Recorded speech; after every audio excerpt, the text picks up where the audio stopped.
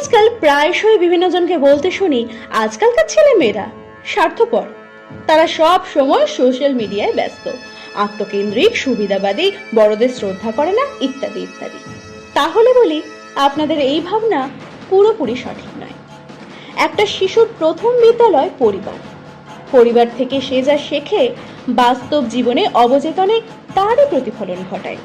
এখন প্রায়শই বাবা মাকে বলতে শুনি, তোমার জন্য টিফিন করে দিয়েছি, কাউকে দেবে না। আপনি আপনার শিশুটিকে শেখান ভালো জিনিস কিভাবে একা ভোগ করতে হয়। আপনার বাচ্চাটা বন্ধুদের মধ্যে ভাগাভাগি করে খাওয়া শেখা থেকে বঞ্চিত হয়, তার স্বাভাবিক সহযোগিতা ঘটে না, সে নিজস্ব জগতে একা হয়ে পড়ে। একটু ভালো পড়াশোনা করা ছেলে মেয়েকে বাড়ি থেকে কঠোর নির্দেশ থাকে কাউকে সাহায্য না করার।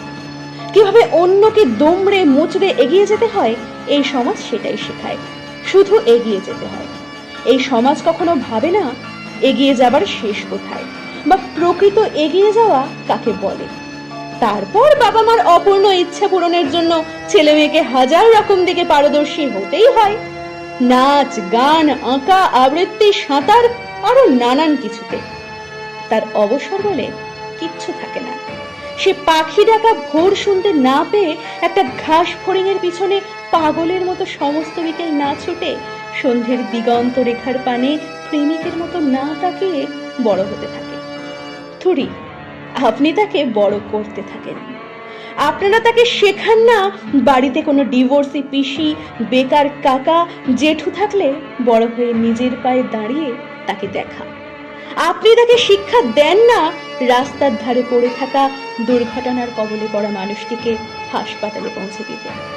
আপনি তাকে সামাজিক সমস্যাতে মানুষের পাশে দাঁড়াতে শেখান না। আপনারা তাকে নিজের মতো বাঁচতেও শেখান না। তাদের প্রত্যেকের বুকের মধ্যে থাকা সেই নিশ্চিন্ত বুক তিলে তিলে মরে যায়। নদীর জল শুকিয়ে আসে, অপু দুর্গার উঠোনের পুঁই মাছা নেতিয়ে পড়ে।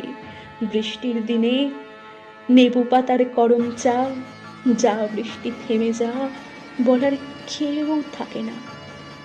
দুর্গা আর অপুরা সমাজের জাঁতা কলে পড়ে প্রগতির প্রয়োজনে আরো আরো ব্যক্তি কেন্দ্রিক হয়, স্বার্থপর হয়। সমাজ থেকে মুখ ঘুরিয়ে ঘরের দেওয়ালে জীবনের জল ছবি খুঁজে খুঁজে মরে।